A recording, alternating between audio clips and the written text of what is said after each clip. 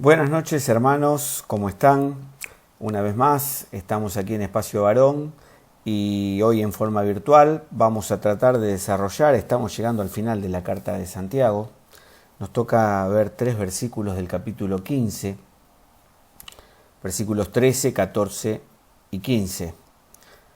Así que los invito a que busquen en sus Biblias, vamos a leer, la palabra dice así: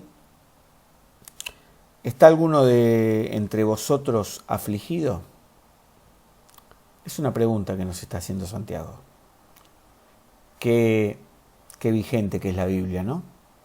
Sobre todo en estos tiempos. Mira la pregunta que te hace. ¿Estás afligido? ¿Está alguno entre vosotros afligido? Haga oración. ¿Está alguno alegre? Cante alabanzas. ¿Está alguno enfermo entre vosotros? Llame a los ancianos de la iglesia y oren por él ungiéndole con aceite en el nombre del Señor.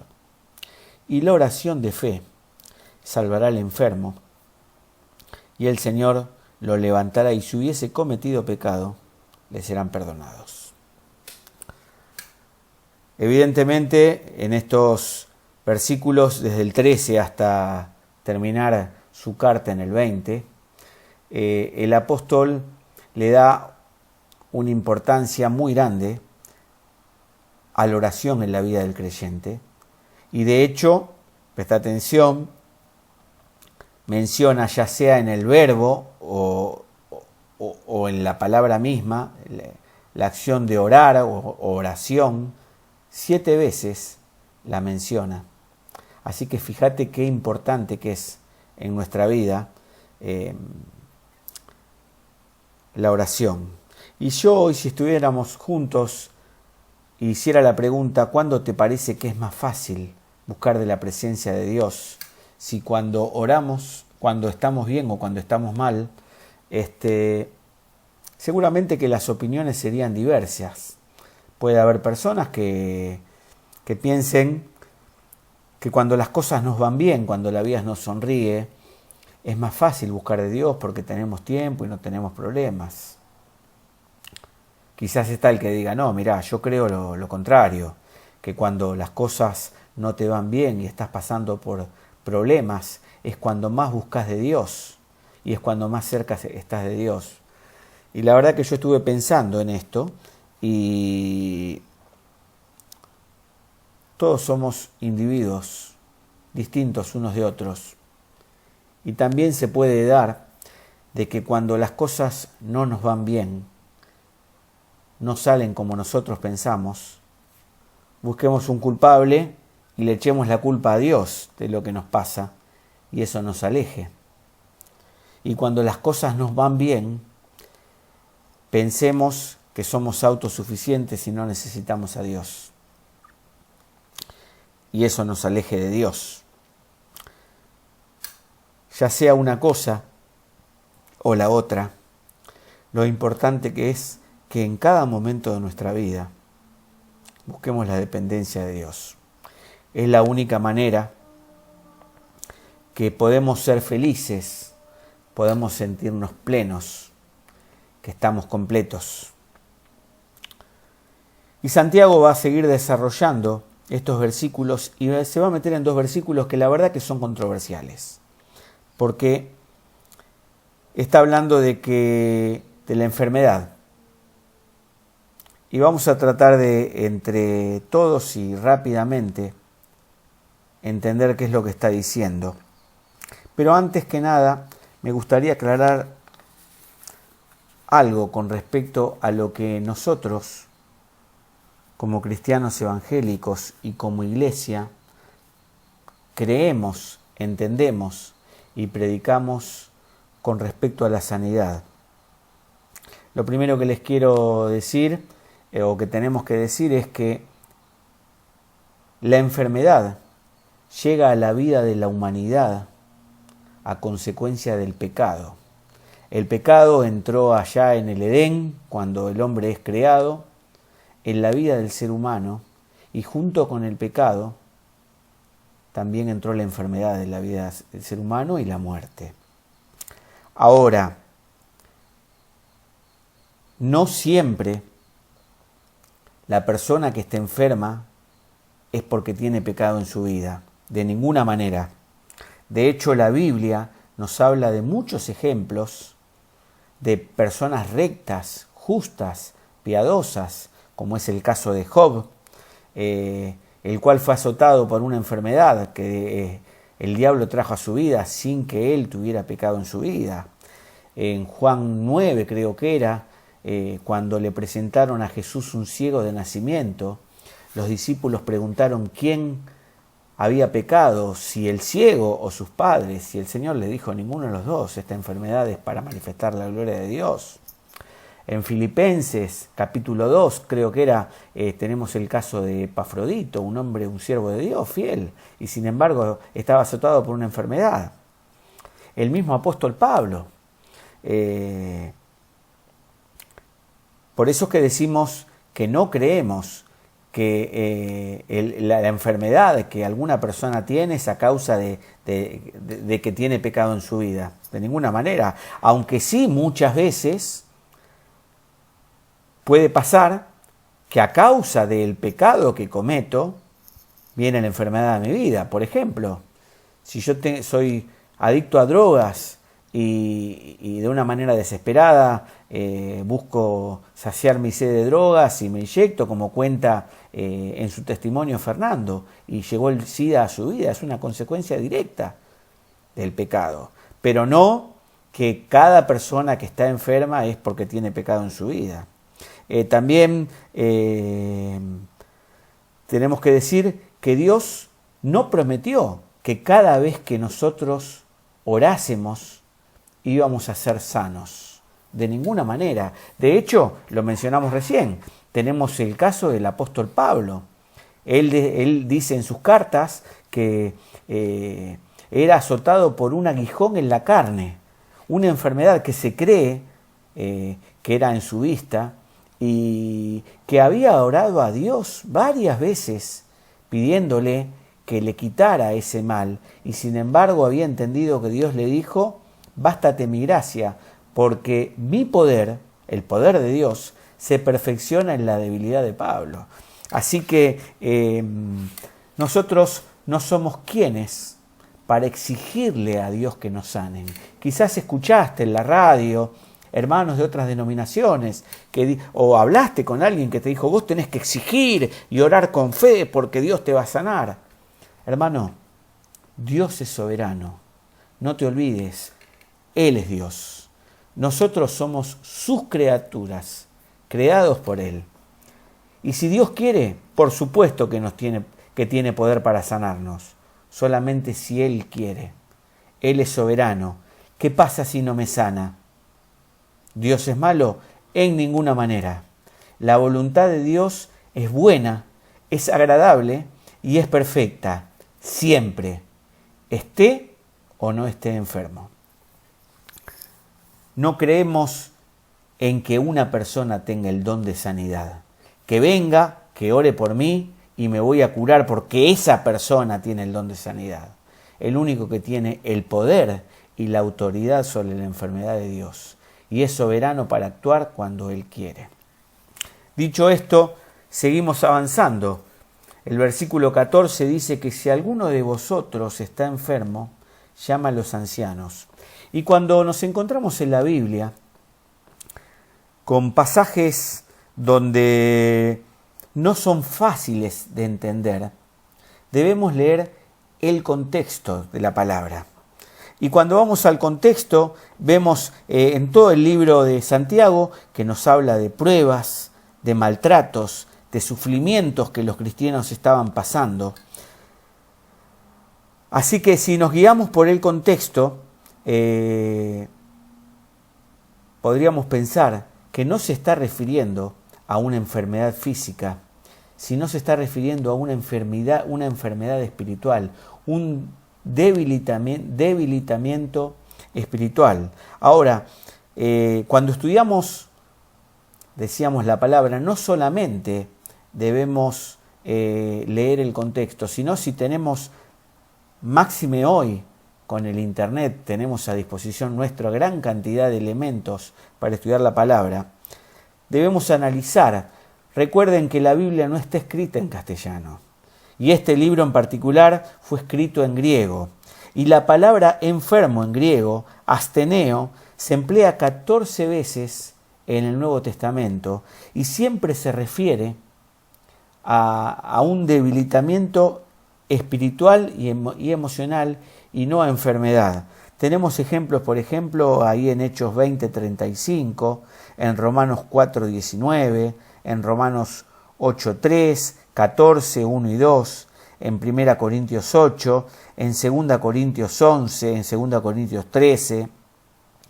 Con lo cual, si nos guiamos por el contexto y si nos guiamos por la palabra del griego, podemos decir, o yo al menos entiendo, de que se está refiriendo no a una enfermedad física, sino a una enfermedad espiritual, a un debilitamiento espiritual, pero un debilitamiento tal que ya no me permite, como en el versículo 13, hacer una oración porque tengo una aflicción, sino que ya está enferma mi alma de tal manera que necesito ayuda.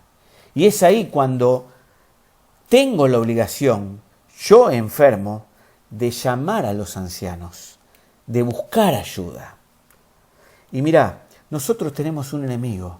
El enemigo de nuestras almas es Satanás, que viene a robar, a matar y a destruir nuestra relación con Dios. Y no podés luchar la vida cristiana sola.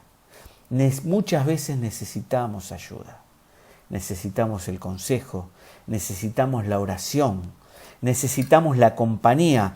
La palabra llamar, ¿sabés lo que significa en el original? Ponerse al lado de y sostener. Eso es lo que significa cuando dice llamar a los ancianos. Que el anciano venga, que se ponga a mi lado, que hombro con hombro me sostenga para que no me caiga y que trabaje con mi alma. ¿De qué manera? Orando, discipulándome, leyendo su palabra. Por eso es que entiendo, al menos yo, entiéndanme bien, por lo que estuve leyendo, investigando, entiendo que no se está refiriendo a la enfermedad física, que porque yo estoy enfermo voy a venir y voy a llamar a los ancianos y los ancianos van a venir y me van a ungir con aceite y voy a estar curado. De ninguna manera. Entiendo que se están refiriendo a un debilitamiento espiritual y a producto muchas veces de pecado en nuestra vida. Por eso dice el versículo 15, y la oración de fe salvará al enfermo, y el Señor, no el anciano, y el Señor lo levantará, y si hubiera pecado, le serán perdonados. Fíjate vos qué importante. La oración, por medio de la oración, el Señor va a obrar. Pero ¿sabes una cosa? Todo tiene que partir de nuestra impronta. Nosotros debemos reconocernos necesitados y debemos pedir ayuda. Ahora, ¿qué significa esto de el ungimiento? Mirá, la idea de ungir se toma en la Biblia de los pastores de ovejas. En la antigüedad, los pastores que pastoreaban a las ovejas tiraban en su cabeza, ungían su cabeza con aceite. ¿Por qué? Porque las ovejas con su lana, al caminar por los campos, por el desierto, juntaban gran cantidad de bichos, de pulgas, garrapatas y un insecto que la verdad que no sé cómo se llama, quizás Diego que está mirando nos podría dar más información, pero según dicen las personas que estudian el tema, buscaban la humedad en el cuerpo de la oveja y la encontraban metiéndose por su oído y llegaban hasta su cabeza. Y ahí es donde la oveja moría. Y el pastor de ovejas, el remedio que había encontrado era el de ungir su cabeza con aceite de tal manera que cubría toda su cabeza y sus orejas, y ya los bichos no podían entrar en la cabecita de la oveja, y así la mantenían sana. Esta idea de ungimiento se menciona aproximadamente unas 20 veces en toda la Biblia. Y en el Nuevo Testamento son solamente 4 pasajes que hablan de ungimiento. En Marcos 6, en Lucas 7, en Hebreos 1 y en Santiago. Ahora, para el ungir hay 2 palabras que se desprenden del griego, que una es unción y otra es ungir, que no importa qué es cómo se dicen, lo que sí importa lo que significan. Tenían 2 funciones, o 3 funciones mejor dicho. El ungimiento a veces era ceremonial, era para consagrar al servicio a Dios, a los sacerdotes. Era el literal, un tratamiento médico que se usaba, el aceite de oliva se usaba como un tratamiento médico, y muchas veces al enfermo, a los heridos, a los perseguidos, a los cristianos perseguidos, se frotaba en sus heridas el aceite a modo de suavizante para que sanaran. Teníamos ahí un pasaje, ¿se acuerdan de el pasaje del buen samaritano?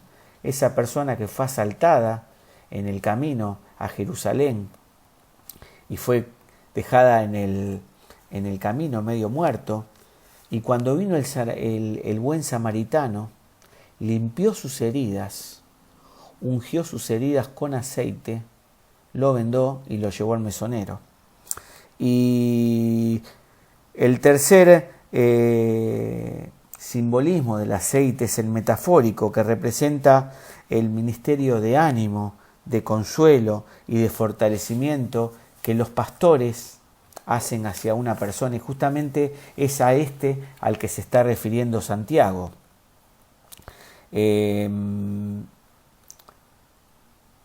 ¿Cuál es la aplicación metafórica del ungir con aceite en Santiago? Según MacArthur, dice que expresa la responsabilidad que tienen los ancianos de estimular, de animar, de fortalecer y renovar al débil y al abatido.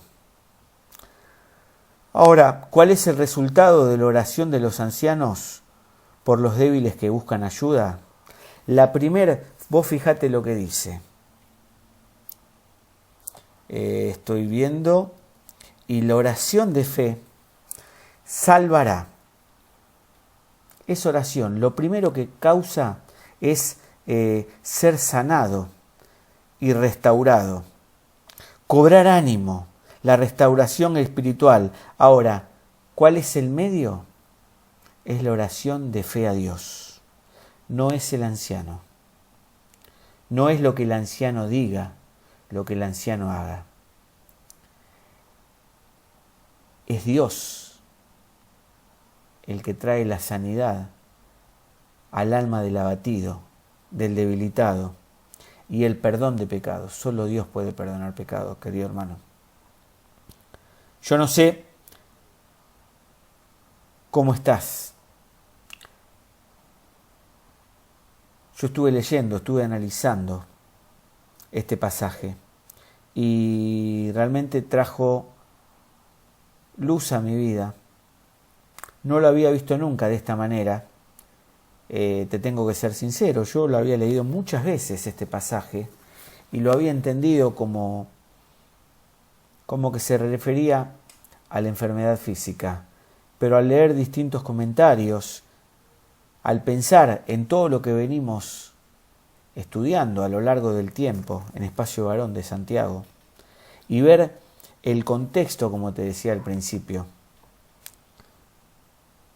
entiendo que Dios quiere lo mejor para nuestra vida, y aquí se está refiriendo a que Dios también quiere restaurar tu vida si es que perdiste hasta las ganas de congregarte, de conectarte, de orar. Así que te aliento a que si esta es tu situación, busques ayuda. Busques de un hermano espiritual. No precisamente tiene que ser los ancianos.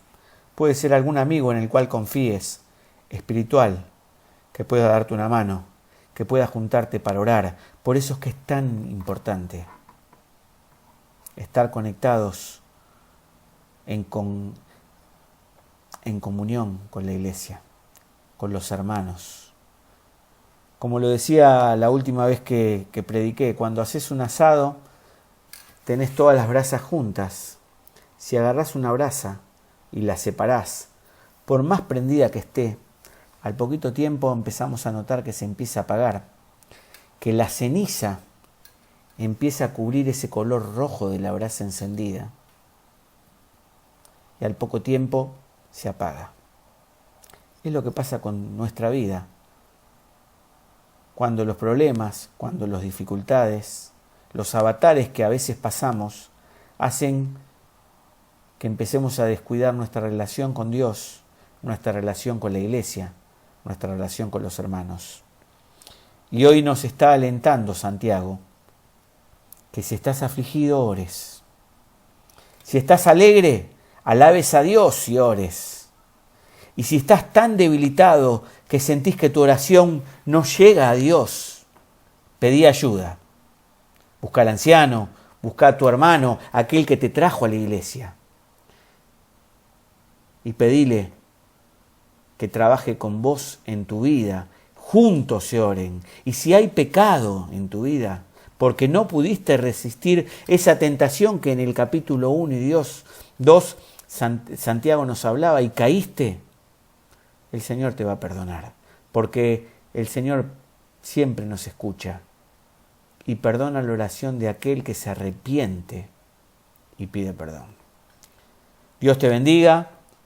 Y Dios mediante nos vemos el domingo a las 10:30 de la mañana. Recordá, nos juntamos en la iglesia.